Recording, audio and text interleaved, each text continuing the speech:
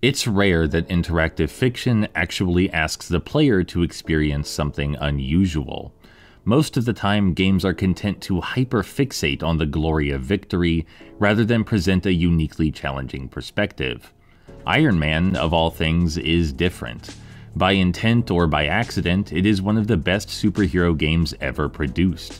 It ceaselessly and seamlessly confronts the player with its idiosyncratic control scheme, difficult missions, and general obtuse nature, all in pursuit of making you actually experience what you're seeing on screen.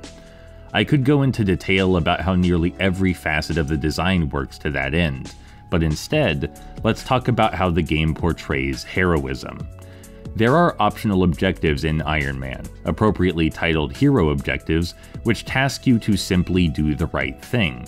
Where in other games this might manifest as simple collectible snatching, Iron Man is not afraid to get down, dirty, and demand you actually, well, do something difficult.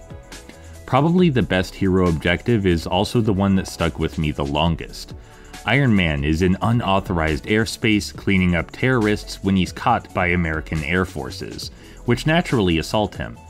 He then has two choices. He can blast them to death, ending the pilots' lives in the blink of an eye, or he can grab the jets and forcibly eject their inhabitants, allowing them to parachute to safety. When I first played the game, I could find no proof that anyone ever did the latter, and it's actually quite obvious why. To most people, for whom the game is escapism, it's a frustrating endeavor. Physically grabbing jets out of the air is about as hard as it sounds, requiring practice and precision. And to the game's credit, if you do blast the pilots to smithereens, you still complete the mission. You don't lose anything, the only consequence is that you must live with what you've done.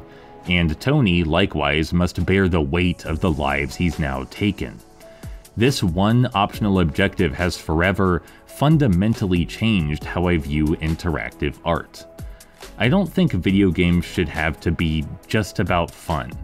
This is the only fictional art form where you can quite literally force the player to reckon with what they've done, where you can make them confront the consequences of their agency, of their choices, of the world they've made or unmade through their actions.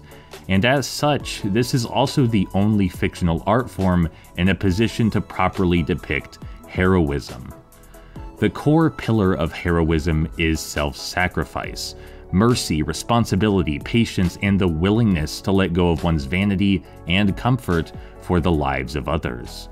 Iron Man's hero objectives reflect this brilliantly. The things they ask of you may not be fun. They are intensely discomforting and invite failure, suggesting you play the game in new ways and utilize the mechanics for more than mindless destruction.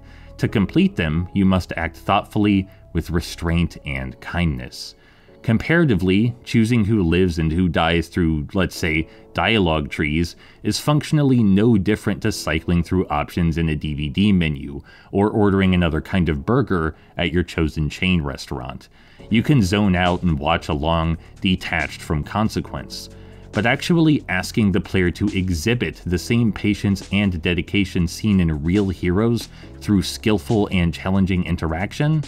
That's exceptionally beautiful and undervalued. Video games can be, and sometimes are, so much more than tools for reaffirming our existing worldviews. They offer the unique opportunity to exist in the mind and body of another being, if only briefly, and glimpse things from their perspective. We should use game mechanics to complement that possibility, not drown ourselves in overstimulating white noise.